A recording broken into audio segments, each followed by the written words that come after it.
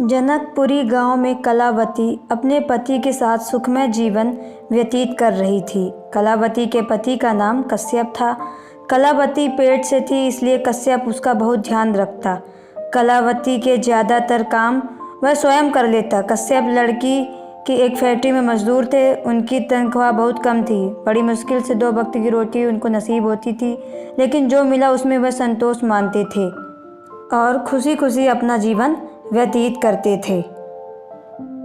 कुछ महीनों बाद कलावती ने अपनी कोख से एक बच्चे को जन्म दिया, जिसका नाम रखा गया वीरभद्र। बच्चे के घर में आते ही कलावती और कश्यप की खुशी का तो मानो ठिकाना ही नहीं रहा। वीरभद्र के पालन पोषण के लिए कश्यप फैक्ट्री में पहले से ज़्यादा घंटों तक काम करता। 1 महीने बाद अचानक इस परिवार में भारी संकट आ पड़ा। फैक्ट्री में काम करते वक्त एक दुर्घटना घटी। कश्यप का ध्यान थोड़ी देर के लिए काम से हटा और वह अपने बच्चे के लिए कुछ सोच रहा था। तभी नज़र हटी और दुर्घटना घटी। कश्यप के दोनों हाथ मशीन में आ गए और हाथ कट गए। इस हादसे ने केवल कश्यप के दोनों हाथ ही नहीं, परिवार की रोटी रोजी भी छीन ली। कलावती और कश्यप दोनों पूरी तरह से टूट चुके थे। फैक्ट्री के कश्यप को कुछ पैसे मिले, लेकिन वो भी ज़्यादा महीनों तक नहीं चल पाए। कश्यप ने एक बार खुदकुशी करने का भी प्रयास किया, लेकिन कलावती ने उसको समझाकर रोक लिया। सब कुछ टूट चुका था, लेकिन कलावती का हौसला और हिम्मत नहीं। कलावती ने अपना घर चलाने के लिए उसने काम खोजना शुरू किया। एक बड़ी इमारत के कंस्ट्रक्शन के लिए काफ़ी मजदूर की ज़रूरत थी। कलावती को काम की ज़रूरत थी, इसलिए उसने फ़ौरन वहाँ पे काम करना शुरू कर दिया। कलावती कंस्ट्रक्शन के लिए भरी ईंटों को उठाती, रेत और सीमेंट के बोरी से रेत और सीमेंट निकालकर यहाँ से वहाँ ले जाना, यह सब मुख्य कार्य थे। कलावती वीरभद्र को भी काम पर अपने साथ ले आती, क्योंकि घर पे उसकी देखभाल करने वाला कोई नहीं था। कलावती एक जगह पे वीरभद्र को बिठा देती और पूरा दिन काम करती। बच्चा बहुत रोता चीखता तो कलावती उसके पास चली आती और उसको संभालती, उसको दूध पिलाती, खाना खिलाती और सुलाने का भी प्रयास करती। फिर जैसे ही बच्चा शांत हो जाता, वह फिर से काम पर अपने लग जाती। धीरे धीरे वीरभद्र 4 साल का हो गया। अचानक एक और दुख का पहाड़ इस परिवार पर टूट पड़ा। वीरभद्र के पिताजी कश्यप को अचानक दिल का दौरा पड़ा। कलावती उनको अस्पताल भी ले गई, लेकिन बहुत कोशिश के बाद भी डॉक्टर उन्हें नहीं बचा पाए। इस घटना के बाद कलावती के सिर से अपने पति का साया चला गया और वीरभद्र के सिर से अपने पिता का। कलावती ने हार नहीं मानी। उसने अपने बेटे की परवरिश में कोई कमी नहीं रखी। वीरभद्र अभी छोटा था, इसलिए बहुत जिद करता था।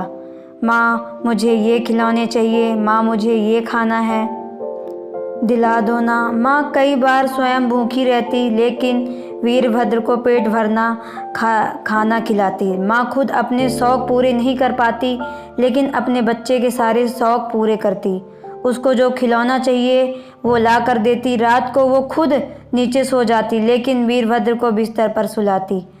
कड़ाके की ठंड में वह पूरी तरह ठंड से कांपती, खुद बिना बिस्तर और कंबल के ज़मीन पर सोती, लेकिन अपने बच्चे को कंबल उड़ाती और प्यार से सुलाती। खुद से भी ज़्यादा वह वीरभद्र का ध्यान रखती।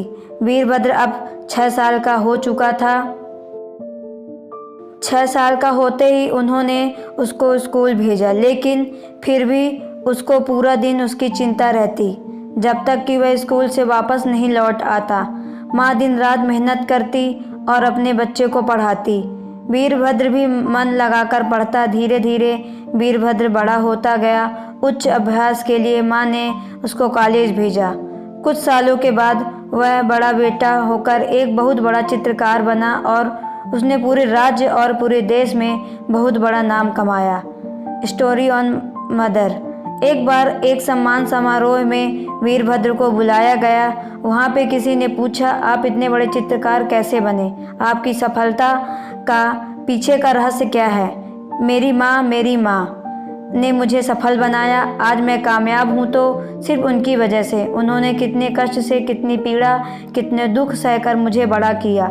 मेरी हर एक जिद पूरी की। मेरी पढ़ाई के लिए उन्होंने अपना जी जान लगा दिया। रात को मुझे पढ़ाने के लिए खुद जागती, मुझे चित्र की प्रैक्टिस करवाती।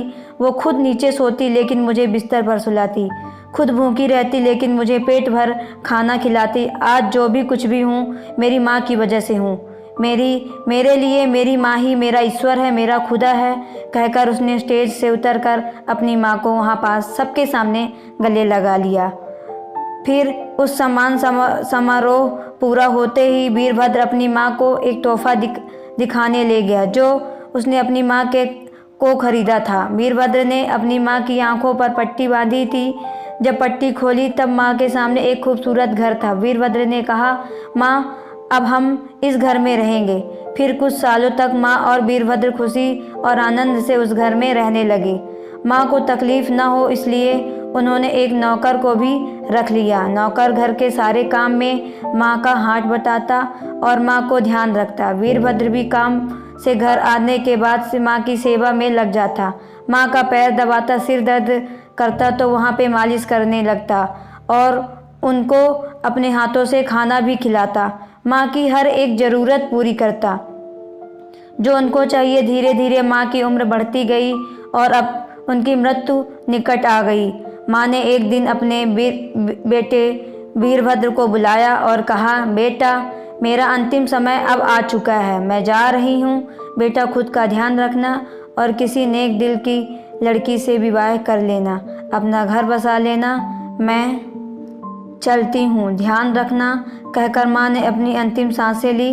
दोस्तों, इस कहानी से हमें ये जानने और समझने को मिलता है कि माँ एक ईश्वर का ही रूप है। माँ की ममता की तुलना किसी से नहीं हो सकती। माँ के स्नेह का वर्णन हम अपने शब्दों से नहीं कर सकते। माँ कितनी पीड़ा, कष्ट, दुख सहकर हमें बड़ा करती है, हमारी परवरिश करती है, वो खुद ही जानती है। सूचना, यह कहानी काल्पनिक है। इस कहानी में दिए गए सारे पात्र और जगह भी काल्पनिक है। किसी की भावनाओं को ठेस पहुंचाना मेरा उद्देश्य नहीं था।